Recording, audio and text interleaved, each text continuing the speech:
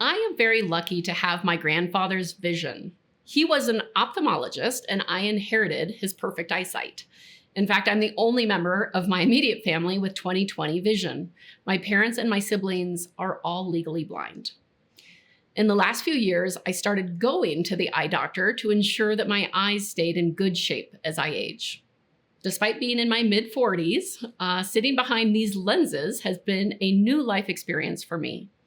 Every time I go, I am fascinated to experience my vision go from blurry to clear with the continual turn of a dial and the flip of various lenses.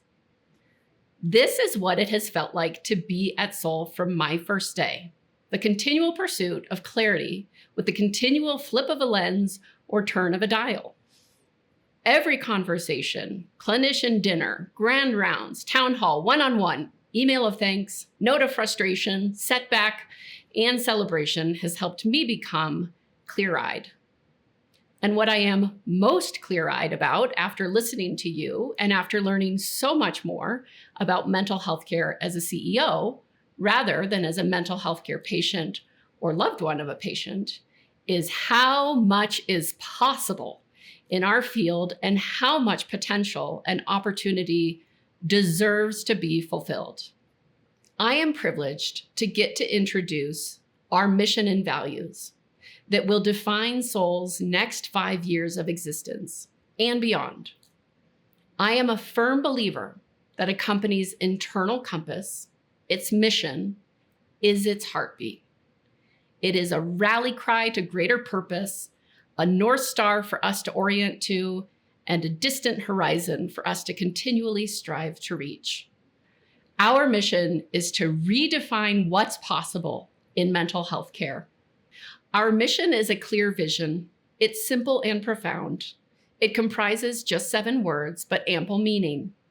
It is something I hope we can all internalize, layer with our own purpose, and repeat often with intention and conviction.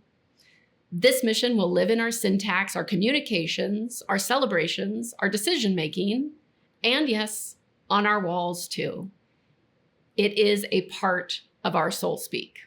Most days, I find myself noodling a profound question or two.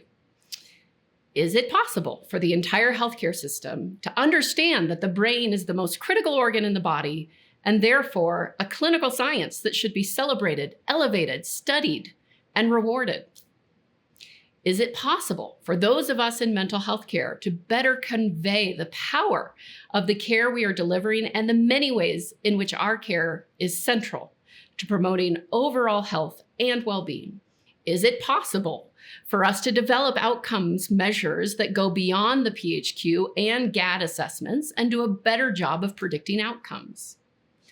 Is it possible for us to embrace the idea of graduating patients and trust that that will result in our ability to care for more patients rather than fewer? Is it possible for the scar tissue that seems to have developed between mental health clinicians and the business of healthcare to fade? Is it possible to create an exceptional professional home for mental health clinicians and the teams that surround them, who will collectively promote and embrace the success of their company as a platform for advancing thought leadership in mental health care?